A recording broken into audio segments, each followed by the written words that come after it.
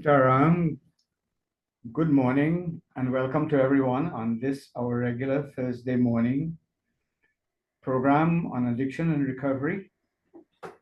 And let me welcome all those people who are listening to us online on both radio and TV Jagriti. And to remind you all that this program is repeated on the same media, radio and TV Jagriti at 10 p.m. tonight. So those of you who are unable to stay with it now, you are quite welcome to tune in then, and would be able to listen to the program. I also want to remind you that the program will be posted on Facebook and YouTube within minutes of its completion. So it can be used as a resource material if you want to go back and listen to it, refer to it, or if you would like to send a link to someone who might be struggling with alcoholism and drug addiction. On the screen is a text number that you can text me, and if you have a question, and of course you can call the radio television station on their numbers if you have a question that you want to ask on the program. This morning I had a very important question that was posed to me, and the question was, why is it that so many people are reluctant to go to Alcoholics Anonymous? There's a whole lot of misconceptions about what Alcoholics Anonymous is about, how they go about their business. I have often, working in the field of treatment and rehabilitation, I have come across many a time, these concerns that people have, as to what happens in AA, what will be required of them, whether it works, and so on. So for the benefit of our listeners, I would just like to read the preamble of Alcoholics Anonymous. The preamble is basically a summary of what AA is about, how it goes about its business, and basically what would want to call a mission and a vision statement for the fellowship, some of which you would have heard earlier on when the 12 steps of the Alcoholics Anonymous program was read out. That is to say, the primary purpose of the fellowship is to help its members stay sober. The preamble says the following.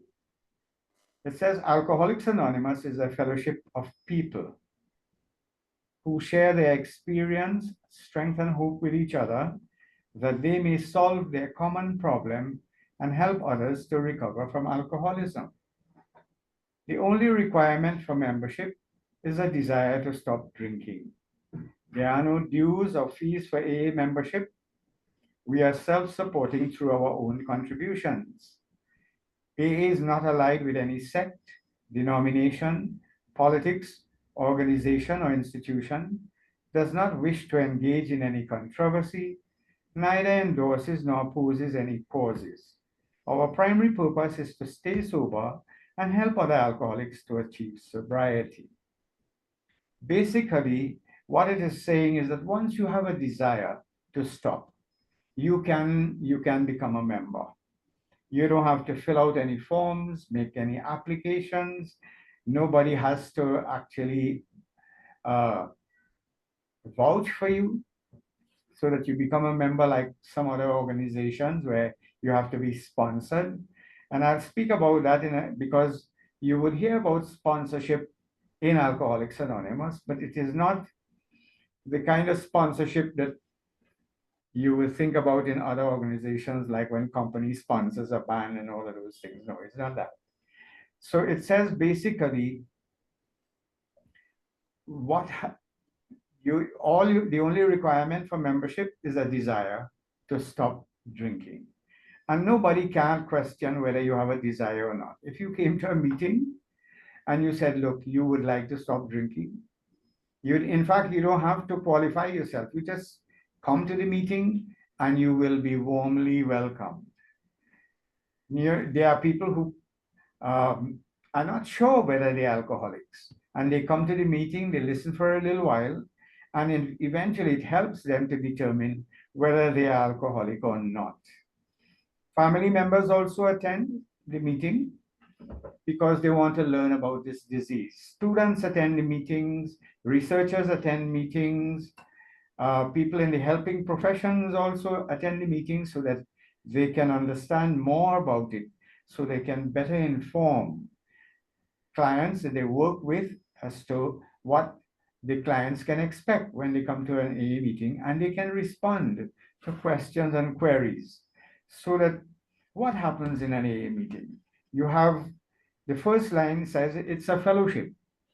That is, people with a common purpose, people who wish to be together, people who are supportive of each other. That is what this fellowship, and it is anonymous in that whatever a person comes and says in the meeting, it is kept confidential. Nobody goes out and talk about it outside like happens in other organizations, because all the people there are there for the same reason, and they all want to keep their business private and confidential. So it used to be read a fellowship of men and women, but now we know that there are people who might be homosexual or bisexual or lesbian and all of that. And so that the General Service Conference amended the preamble to include anyone, whether you be gay, whether you be lesbian, whether you be whatever. And so it's now reads, it's a fellowship of people. And what they do there, they share their experience, their strength, their hope. What experience they share? They share basically their experience that they would have had when they were drinking. So a person in a meeting will, a meeting is usually chaired by a member who is in recovery of that group, and he will sometime invite people attending who are in recovery. And very rare they would ever call a new person who's attending for the first time. Generally, they don't call, they allow new members who are attending to come and listen for a while and determine whether they want to say anything or not, whether Alcoholics Anonymous is for them or not, whether they are alcoholic or not. And then there are some people who just don't like, they become introverted because of their low self-esteem and all of that. So they don't wish to be the center of attention when they are sober. It's the opposite when they are drinking. So that they share their experience of, how they may have started to drink, how their life was going, what were their goals, aspirations. Sometimes they share a little bit about, their educational level, the families they came from, and so on, if they wish. Nobody can't tell you what to say, but whatever you are saying should be related to your problem with alcohol. So they relate about how they started to drink. What are some of the things that happened with them? And what led them to decide to stop? Now, this is very important because a new person coming to the meeting, sitting and listening to another person speaking about themselves, the new person does not feel threatened, as opposed to in other situations. Most of the time, you'll have family members who will be talking down to the alcoholic, abusing, insulting him, trying to shame him, trying to send him on guilt trips. You remember look what you did, you lost everything, you lost your job. No, that is not what happens in a fellowship, in AA. The person speaking is speaking about themselves, what happened with them, and they speak about what they are comfortable to speak about. They speak about things, even if somebody breached their confidentiality, it is not going to be sensitive information. So sensitive information, private information is usually reserved for that member to speak to one-on-one with someone they call a sponsor or another member of the fellowship in a one-to-one situation. But generally, when they speak in the AA meeting, they speak about their alcoholism in a very general way. So they will speak about how they started to drink, maybe occasionally at parties, Christmas and all of that, and how the drinking progressed from occasional They give you the whole cycle of it, to reaching to the point where they were drinking now every day, and what were some of the things happening? you know, Problems with the job, money problems, problems with the family, problems with their relationship, problems with their finances, their health. And when they're speaking about all of this, it is not that they want to brag or boast. These are not some things people brag or boast about, but they are able to become comfortable and accept, look, these were the things happened because I was not a bad person, I was a sick person. And while they are speaking about this, as a professional, I have found nothing more potent and effective than one alcoholic speaking about his personal experiences and another one listening. When the one that is listening is able to identify, you know, that look, most alcoholics in practicing alcoholism, they seem to think that it's only them who suffered the way they did. They don't know that there have been millions of people who are drinking and has gone through the same experiences like they are actually going through. And because of the stigma associated to alcoholism, a lot of people, they don't ever talk to it, not talk about it, not even with people close to them, because the people close to them who is seeing the changes that is taking place in their life and who is often complaining, it is less likely that they will go to those people and speak to them about, I'm feeling sick, I want to vomit, I got myself into trouble, I stole the money and I spent it. I was the one who stole the money or stole the jewelry, or, I went to this place of ill repute last night, or I am doing other wrong things. They are not going to speak about these things.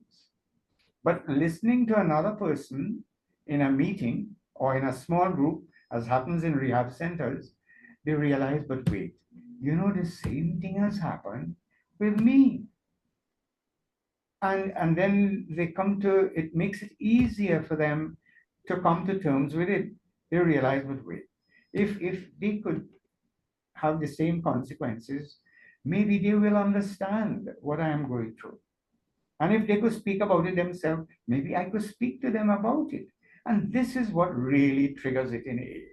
That is one of the most effective things that happens in Alcoholics Anonymous, where a person who's an alcoholic feels a sense of belonging. For the first time, he's realizing, hey, these people have gone through the same thing I'm going through. And they are saying that this program has helped them. I need to know what is it in this program that is helping these people, especially the people in the meeting are people from your community, and you know how they used to drink, so that you know that they are not making up a story. They are really talking, and they speak with that conviction because they're speaking the truth. People in AA who give contributions, they're called, where they don't ever, some people may sometimes, I suspect, exaggerate their experiences, but generally, most of the people I've ever heard speaking in AA meetings and in small group, they speak from their heart. And that is what connects with the other person. The emotions, they feel it when the person is talking. I've heard visitors to AA say that they were brought to tears when they heard the experiences some people went through because of their drinking and drug use. Now, as I'm saying AA, but the same happens in Narcotics Anonymous, in Overeaters Anonymous, in Gamblers Anonymous, in all the other fellowship, the Tobacco Anonymous, and all of those. So this is the reason people share their experience in a way of ventilating it and desensitizing themselves from the stigma. They realize it's not such a big thing. I could open up and speak about my experience with alcoholism. Nothing is wrong with that. And by extension, they are also helping the new person or the not so new person to realize the same thing. Because a lot of people, when they're drinking, every time you suffer a blackout, that is, you can't remember where you were last night, which is the last place you drank, and all that, how you reach home. It is said that you lose like about 15,000 brain cells every time that happens. So that alcoholics now who have stopped drinking, who has been drinking for a long time, they have a tendency to suffer memory loss and they don't recall and remember things. But when they listen to other people, it's like, wait, I remember that happened with me as well. And after a little while, they come to move from admit, they eventually admit that, look, I believe I'm an alcoholic. And by attending meetings, they move from admitting to accepting. When an alcoholic or drug addict accept that, look, I am an alcoholic, I'm an alcoholic, then there are no reservations. One of the things that cause a lot of people after they attend meeting or counseling or go to treatment and all of that is because they still have reservations. They're still, toing and froing in their mind as to whether I'm an alcoholic or not. And those things are what really sets the stage for relapse in recovery.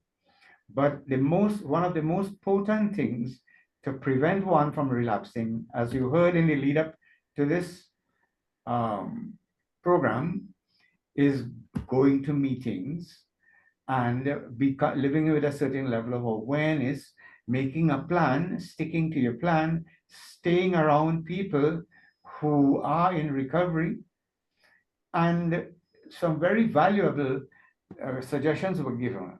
I hope some of you will pay attention to that. But coming back to the what happens in A, what you can expect in A if you're going to a meeting. And I'm saying this deliberately because a lot of people have misconceptions about AA. I've heard people outside, active alcoholics say, you have to go there and talk your business. Well, no, you don't have to go there and say anything. Nobody can force you to say anything. In fact, as I said earlier on, normally the newcomers are not invited to speak. You just asked to sit and listen with an open mind. So you don't have to talk your business. But as I say that, when one is drinking in the rum shop or in the restaurant, after a few drinks, the whole restaurant know your business. When you're active alcoholic, the whole neighborhood know your business. When you come and cussing and beating up your wife and drive the car into the drain and making quarrels in the night and all of that, or making a nuisance of yourself at some family occasion, everybody knows what is happening in your life. But in AA, you are only required, well, you're not required to say anything. If you wish to, you can speak about things that you're comfortable to speak about. Now, I've also heard a lot of people say, that is a place for old men and old women and old people. I am young, I am not an alcoholic. Well, that is a big, big misconception because some people are born with the genes that would predispose you to alcoholism. And for those people with the genetic predisposition to alcoholism, you'd find those are the people who, the first day they go to drink, they tend to drink till they get drunk. But there are also those who drink and eventually develop tolerance and psychological dependence, physical dependence, and now have to have the drink, and they have become alcoholic as well. But true enough, because alcohol takes a while for people to start seeing the physical and all the severe consequences, so that the research has established that the mean age for alcoholism is basically 34 to 35 years. But for the other hard drugs, generally it is between, like cocaine is 16 to 17 years. So I've got a signal from our other station that we need to take a little break so that for of course we have bills to pay for advertisements and all of that. And then we'd have to sign back in. So I want to thank you at this moment, and we will take a break at this time.